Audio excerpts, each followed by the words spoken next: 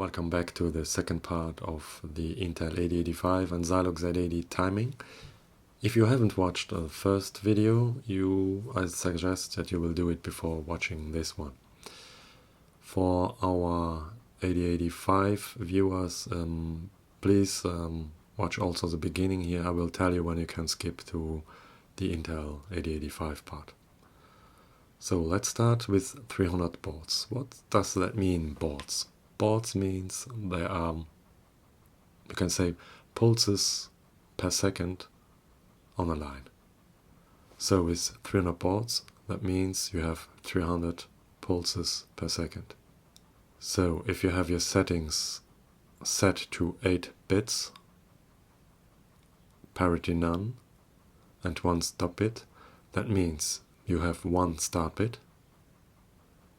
8 character bits, so 9, 0 parity bits, stays 9, plus 1 stop bit.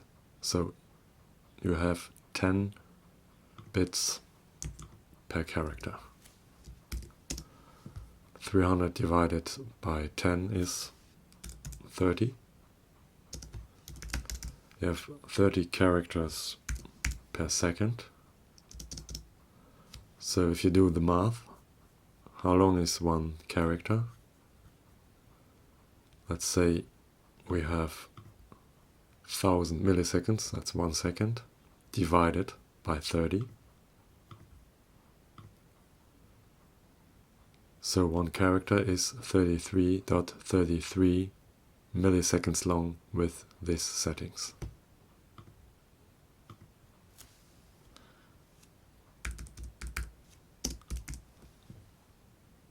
So the UART interfaces, Universal Asynchronous Receive and Send, are using the same protocol, or almost the same protocol as your classical RS-232 interfaces of your older PCs. But please do not connect them together because they're using different voltages.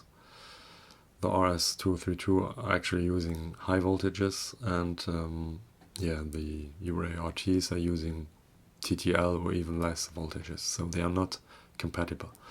Unless you want to fry your board, yeah, go ahead. Okay, let me explain a little bit the serial protocol. Here's an Arduino, which is connected once over ground to the digital analyzer, and also the UART send to the digital analyzer. So this is the Arduino terminal window, and I want to send, for example, the character 0.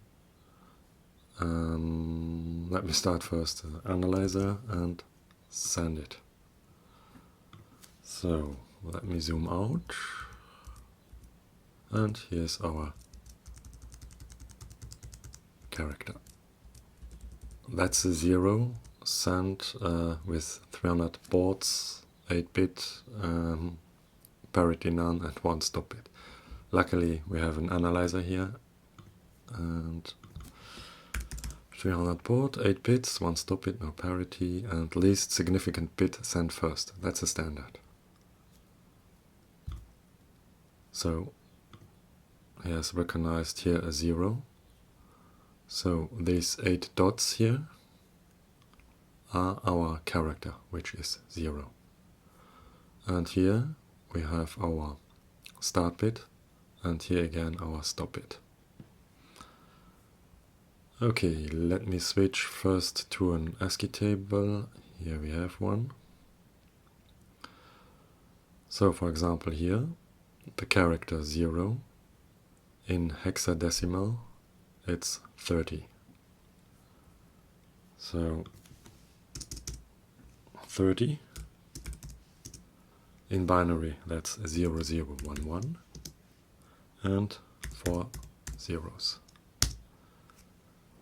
So the UART sends first the least significant bit, which means from right to left. 4 zeros, 2 ones, and 2 zeros. If I switch back to the analyzer, you can see 4 zeros, 2 ones, 2 zeros. Okay, I want to send 2 characters. Let's take 0 and 1 in a row and send it. Has recognized 2 numbers, 0 and 1 here. So let's go back to 0, and here is the stop bit. 3.3 milliseconds is our start bit, and the least significant bit of the second character.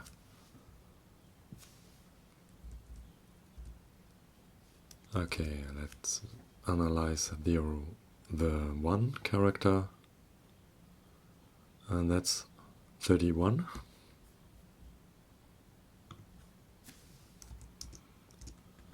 So 31, 0, 0, 1, 1, 3 zeros and 1, 1.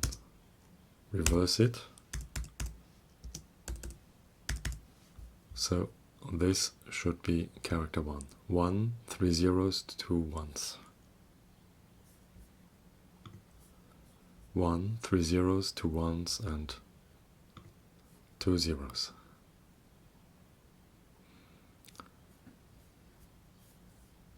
So for example, if you want to send your character with a parity, so in this case parity even, sending the code to the Arduino and doing the same example, 0, 1. So we have a framing error here because there's 1 additional bit. Also, yeah, on the second character he just thinks that's over here. So parity even. Okay. So you have your start bit, your 8, 1, 2, 3, 4, 5, 6, 7, 8 character bits, and this square dot is the parity. So with parity even, if there are an even number of 1 bits, parity is 0. And okay, let me check. 1, 2, 3. That's not even, so the parity bit is 1. Okay, let's do the same example with parity odd.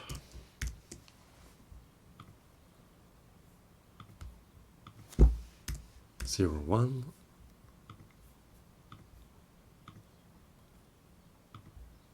Parity error. Let's correct this. Odd parity. Now, result is correct. 1, 2. That's odd. I mean, that's even. That's why the parity odd bit is 1. And if the parity of 1 is odd, 1, 2, 3, 3, that's odd. That's why the parity bit is 0. Okay, last thing I want to show. Okay, if you have, I will do it with 2 stop bits.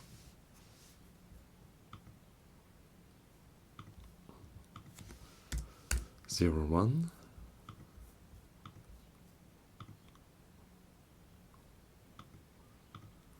And saying here 2 stop bits.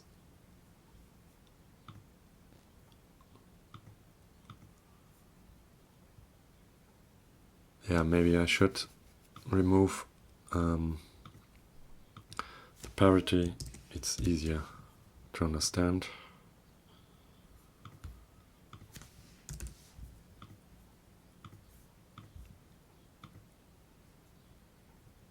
Framing error, no. There's no parity bit. Okay. And you see here, now the stop bit is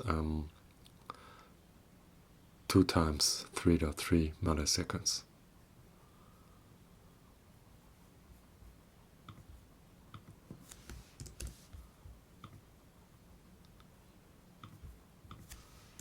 Zero run.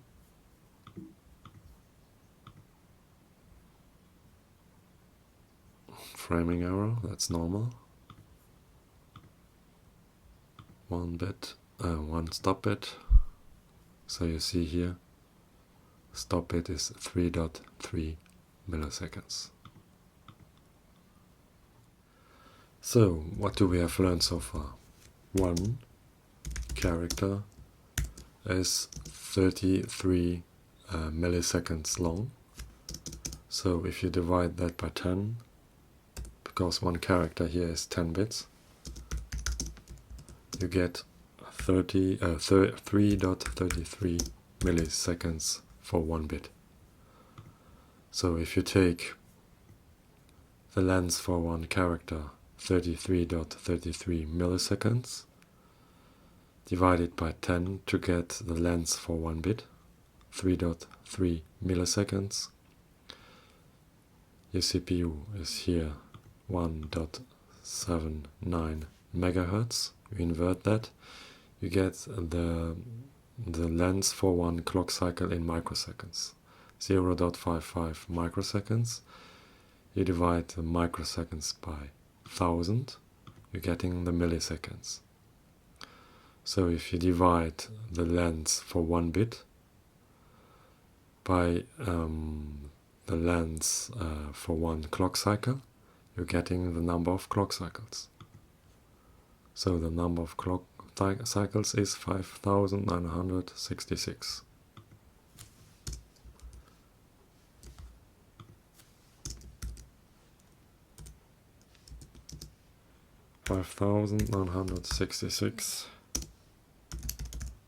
Clock cycles T states for 3.33 milliseconds with a clock speed of 1.79 megahertz. For the viewers which are not interested in the Z80 assembler source code, you can skip to the Intel 8085 part. And for the others, let's get started. So we are calling our delay subroutine and call delay. Let's have a look at the reference here. Call to an address that takes 17 clock cycles. 17, and we'll do a halt here. It's just an example here. Okay, and you have of course a return in your subroutine. So the return takes 10 clock cycles.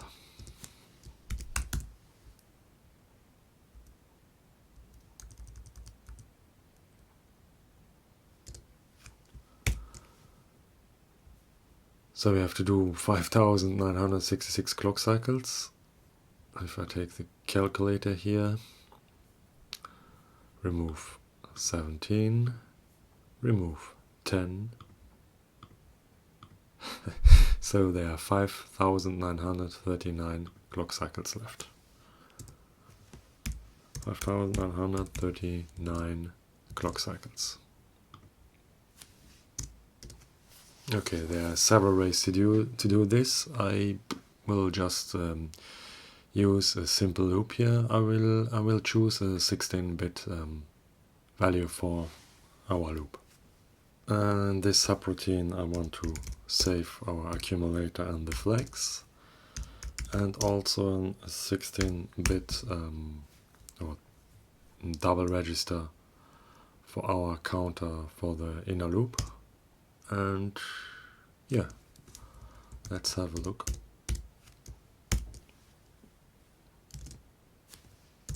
For the clock cycles, push AF 11, push HL also 11 clock cycles. So 11 clock cycles here. and 11 clock cycles there. Then we have to load our counter and leave it here empty for the moment, and load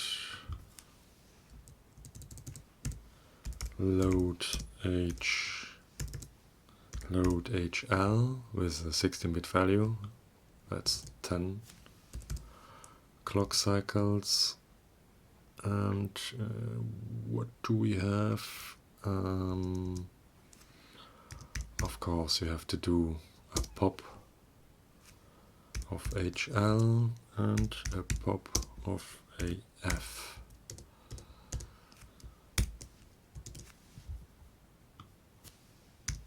So pop HL is 10, that's 1 clock cycle less than the push, and AF also 10.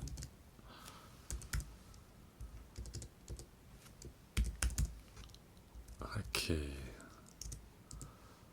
then this will be our loop. I have to decrement HL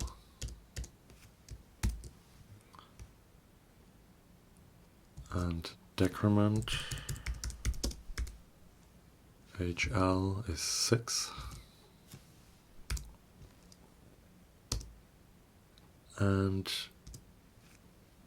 let's say you would jump this to the loop, so jump on non-zero. If zero flag is not reached, jump to the loop.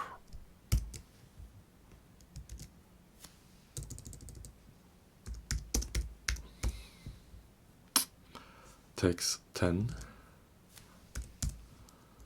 So unfortunately the decrement HL will not set the zero flag when HL has reached 0.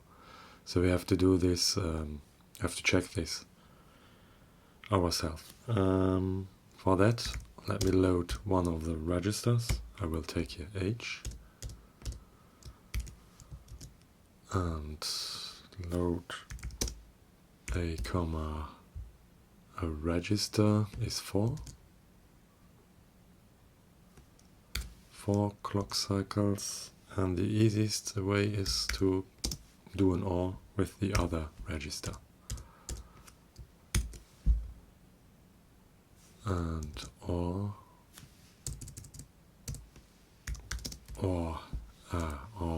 register takes also 4 clock cycles.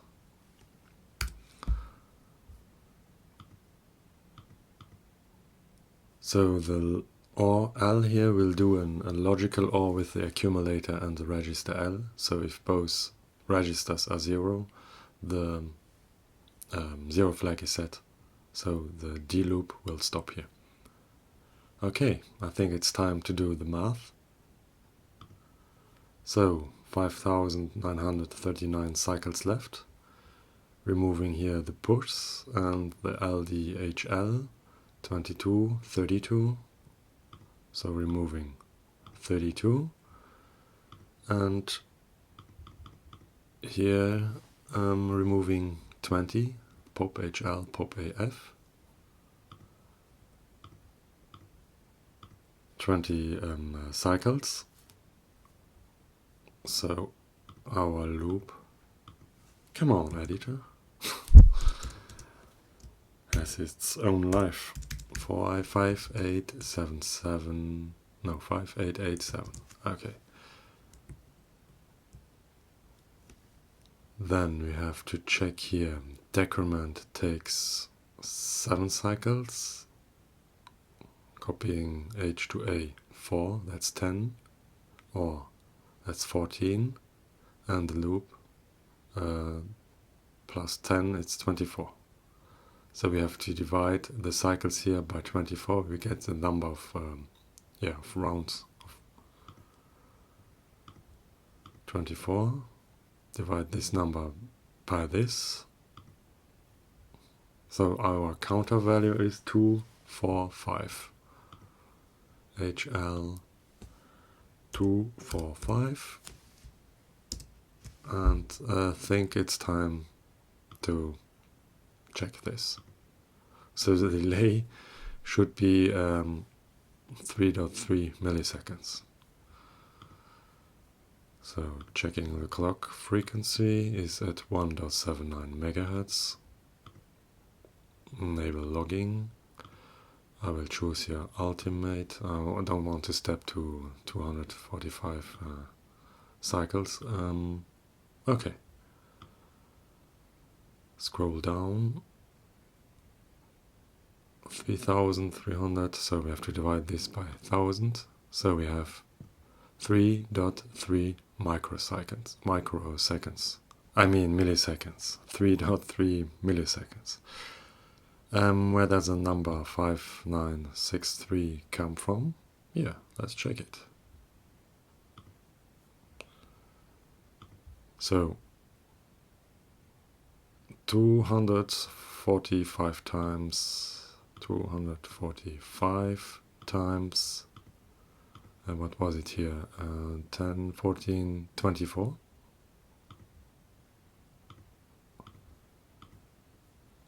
Then we have to add here, hello editor, 20.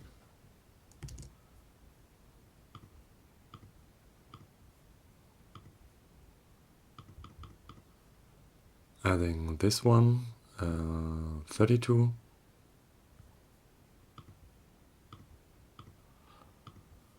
And of course, on the return, 10 plus, and our call, 17, and the halt takes 4 clock cycles. 5963.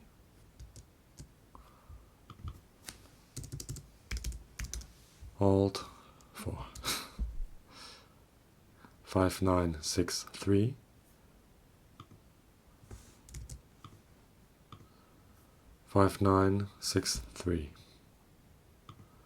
So what will happen if I change here the clock frequency to 4 megahertz? Running the program again, and you will see here same clock cycles, but it is faster. Instead of 3.3 milliseconds, it will take only 1.4 milliseconds for these clock cycles. So we have to redo the calculations here.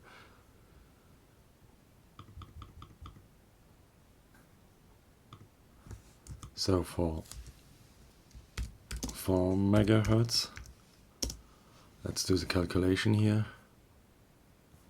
300 bauds, so 1000 milliseconds divided by 300, 3.3 milliseconds, and you take your clock frequency, 4 megahertz, invert it, divide it by 1000, divide this, so your clock cycles are 13,333.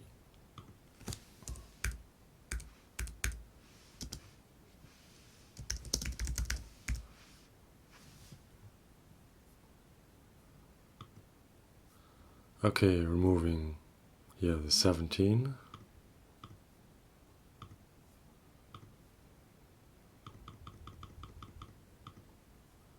Removing here 32.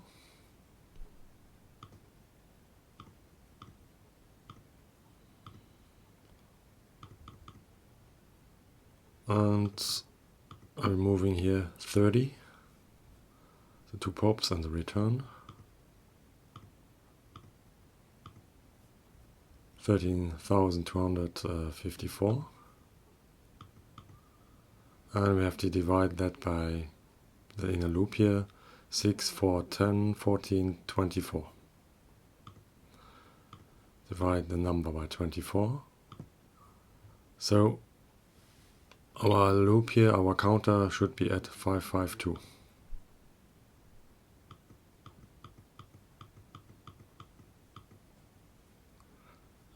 what I'm doing here. 552. Okay, let's try it.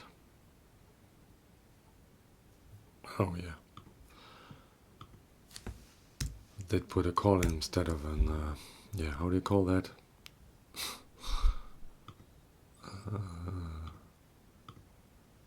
Okay, simulation.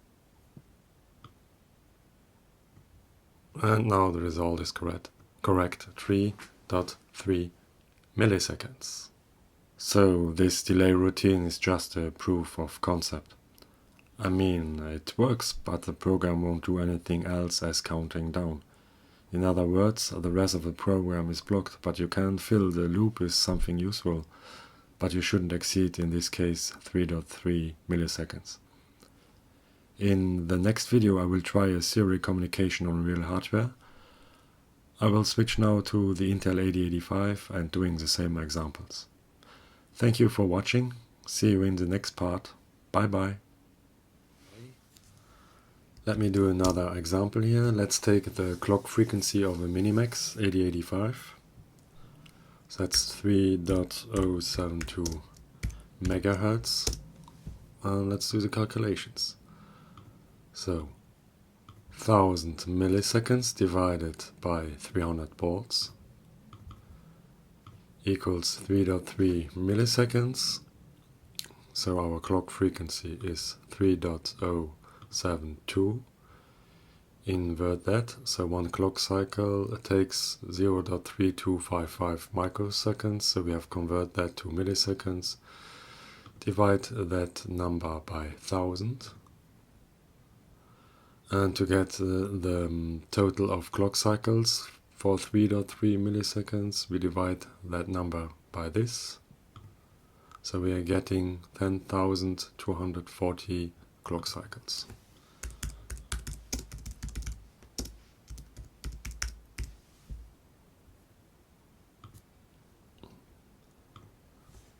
So our call, how many clock cycles will it take? Let's check this. Call to a 16-bit address takes states takes 18 clock cycles. So this is 18. Let's do a halt here. And yeah, our delay. In our subroutine we have of course a return. And the return takes 10 clock cycles.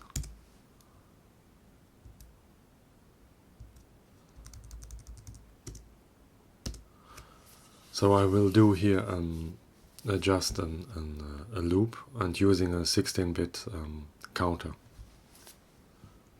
because we have to spend 10,240 clock cycles.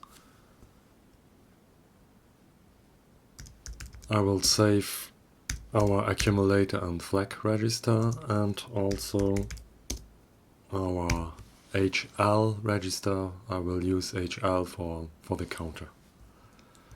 So how many clock cycles is taking the push?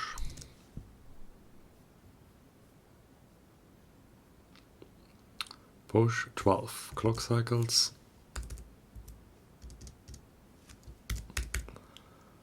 12 clock cycles. Then I have to load our counter. We'll leave the value empty. So LX register pair takes 10 clock cycles. And here I will use a loop, an inner loop. We have to decrement our HL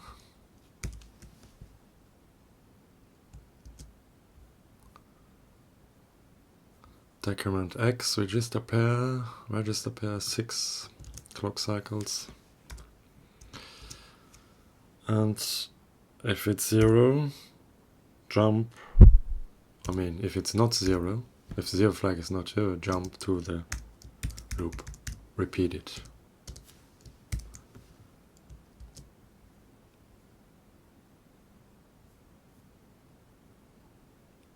So here we have no, there's no conditional jump here. So I found here another listing, and let's have a look at jump, logical, branch, jump on non-zero, so 7, 10, which means if it has, if it's non-zero, he will take 10 states, and if it's just skipping to the next command, it will use only 7.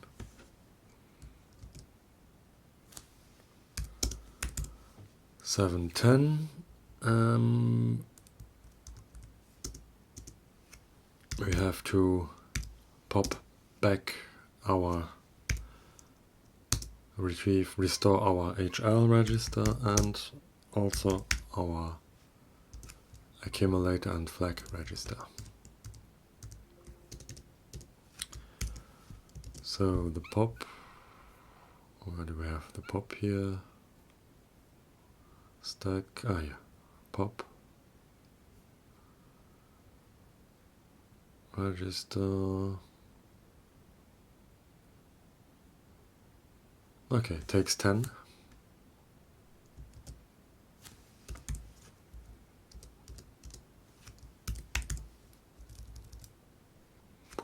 So here we have the problem that the decrement extended register doesn't modify the 0 flag. So if H and L is 0, it won't set the 0 flag to 1. So we have to check it on our own. For that, I will copy one value, one register to the accumulator. So let's take move A, H. And that takes move. Where do we have move?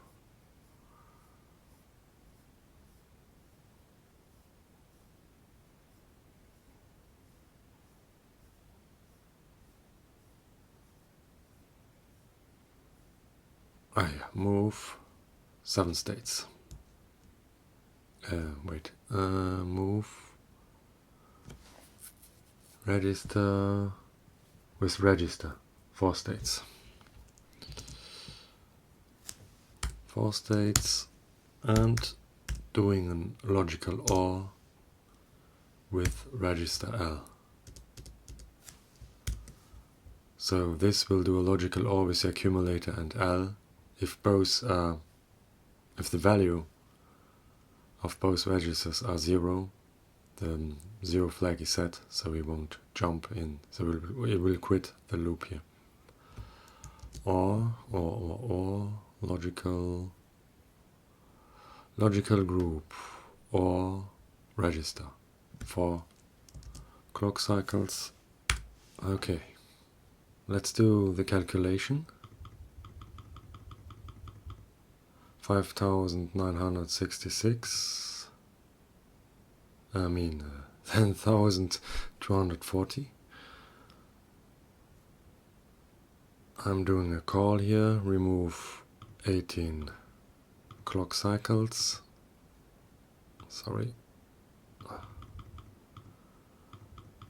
then here 12, 24, 34, removing 34,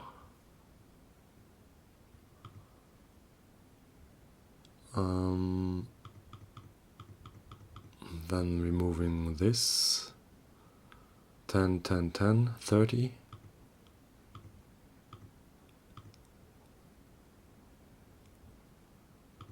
Okay.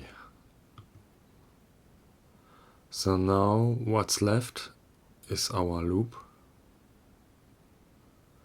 And here you can see the last one is only 7 states instead of 10. So I will remove the difference here. 10 minus 7 is 3. I remove 3 here. So that's clock cycles we need here for the calculation. So this is 6 and 4 is 10, 14 and 10, that's 24. So if I divide this number by 24, I will get our counter value, 4, 2, 3. So here I can put 4, 2, 3. And let's check if it's working. Enable logging. I will choose here ultimate. I don't want to switch 400 times through steps. And let's have a check. And that didn't work. Oh, yeah, forgot to change the CPU clock. So change clock frequency 3.072. Doing the calculation again. Come on. Okay, this time clock speed is correct. And here you can see you have to divide microseconds by 1000, 3.3 milliseconds. Here we have 10,236. Okay, let's check that number. So here we have our loop. 6, 4 is 10, 14 and 10, 24. Move this. 24 times 423.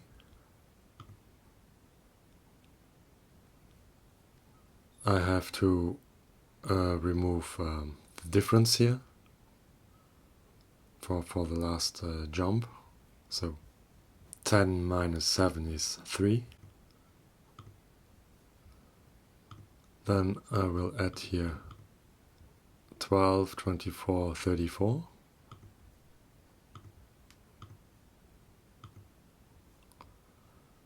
And here add 30.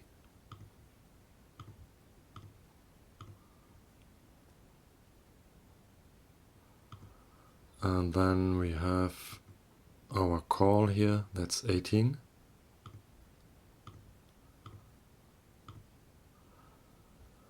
And the halt is 5. Let's check this. Halt, where's the halt? Halt, halt, halt. Ah, yeah, halt, 5. So 10, 2, 3, 6. So this delay routine is just a proof of concept. I mean, it works, but the program won't do anything else as counting down. In other words, the rest of the program is blocked, but you can fill the loop with something useful. But you shouldn't exceed, in this case, 3.3 milliseconds. In the next video I will try a serial communication on real hardware. Thank you for watching. See you in the next video. Bye bye.